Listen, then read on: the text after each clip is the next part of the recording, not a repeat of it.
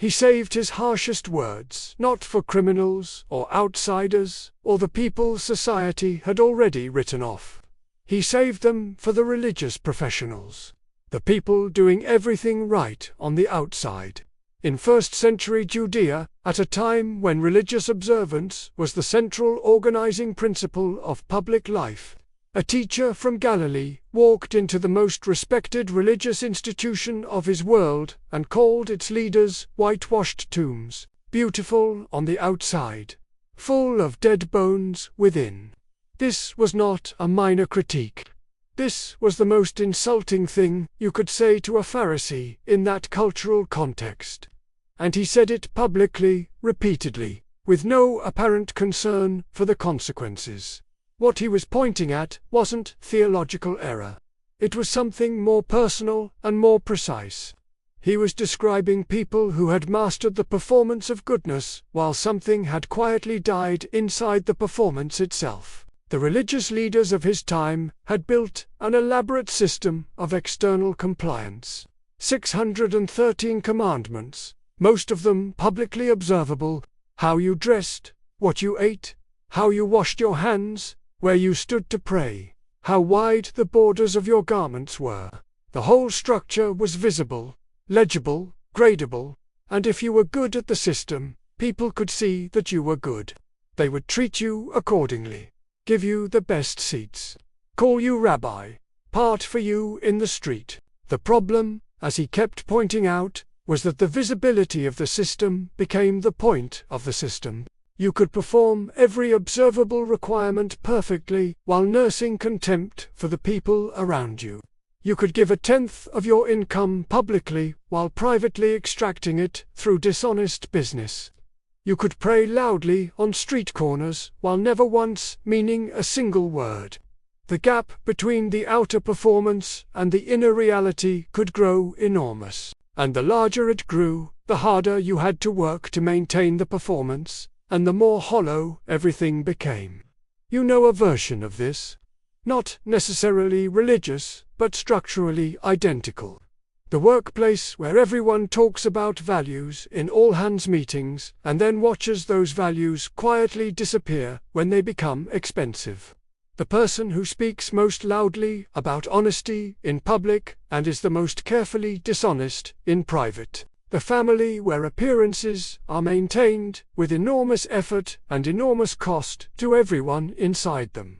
The individual who posts about authenticity on social media and experiences that posting as the authentic thing rather than a replacement for it.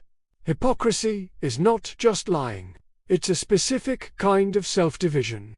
It's the experience of performing a self you don't inhabit. And what he was observing, with unusual precision for someone 2,000 years ago, is that this division doesn't just deceive others. It corrodes something in the person maintaining it. Go back to what he actually said and watch how surgical it is. He told his disciples that when you give to someone in need, don't announce it. When you pray, go into a private room and close the door. When you fast, wash your face so that nobody can tell. The pattern across all three is identical. Whatever you do for the sake of being seen doing it, the being seen is the only reward you receive. And he seemed to think that was a genuinely impoverished outcome. Not because giving or praying or fasting were worthless. Because doing them for an audience transformed them into something else entirely. The word he used, which gets translated as hypocrite, came from Greek theatre. It literally meant someone who wears a mask, an actor, and in his usage it carried the full weight of what acting implies. You are not the character. You are performing the character. And somewhere in the gap between performer and performance is where a person actually lives. Unseen, unmaintained, slowly starving for want of attention. Think about the cost of a sustained performance. Not a single lie, which is bad enough, but a life built around presenting a version of yourself that differs systematically from what you actually are. The exhaustion of it, the constant monitoring of what you've said to whom, and whether the versions are consistent. the way it gradually makes you suspicious of other people's sincerity because you know your own sincerity is performance. The isolation of it, because you can never be fully seen if you're always managing what's visible. He wasn't moralizing when he talked about this. He was describing a mechanism. Hypocrisy is its own punishment, not because a punishment is imposed from outside, but because the person who lives it has organized their entire existence around receiving the approval of others rather than developing any actual interior life. And approval, like all external things, is unstable, impermanent, and generates more need for itself rather than ever satisfying. The performance has to escalate because the audience demands novelty, and the performer has less and less genuine self to draw from. The alternative he kept gesturing toward was so simple it sounded naive. Just be what you actually are.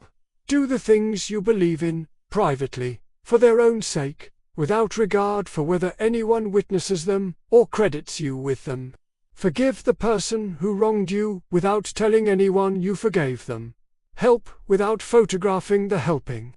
Pray, or sit quietly, or do whatever your version of interior practice looks like. In private, where the only thing present is you and whatever you actually believe. This is harder than it sounds, because the reward for performance is immediate and social and real. The reward for interior integrity is slower and private and has no audience. In a culture organized around visibility, choosing invisible virtue costs something concrete and delivers something harder to measure. But here's what he kept returning to, and it's the sharpest part of the whole argument. The Pharisees were not bad people who had chosen cynically to deceive everyone. Most of them had started as genuinely devout. The performance had grown up around the sincerity, slowly, over years, until the performance was all that remained. They had lost the interior life not through dramatic moral failure, but through gradual substitution. A public prayer replaced a private one. A visible donation replaced an anonymous one. The outer thing crowded out the inner thing so gradually that by the time they were standing at the top of the system, genuinely admired by everyone around them, the substance that was supposed to be demonstrated by all the performance had quietly vacated the premises. This is worth sitting with, because it means hypocrisy is not primarily a choice, it's a drift. The drift toward performing goodness rather than practicing it is constant and natural and requires active resistance if it isn't going to happen to you in your own life, wherever you maintain a version of yourself for public consumption that differs from what you actually are. The question isn't whether that's wrong. The question is what it's costing you. Not in punishment from outside. In the steady subtraction of interior life that happens whenever the performance demands resources that should be going somewhere else. He called it two masters. You cannot serve both. Not because they're morally incompatible, but because they require opposite things. Serving appearance requires managing external perception. Serving integrity requires ignoring it. The direction of attention is reversed. And whatever direction you choose consistently, that is what you are building yourself into. Whitewashed tombs, beautiful outside. The description is devastating precisely because it isn't angry. It's just accurate. He offered something harder and more durable. Go into your room, close the door, do the thing. Tell no one, subscribe, if this made you look somewhere you'd been avoiding.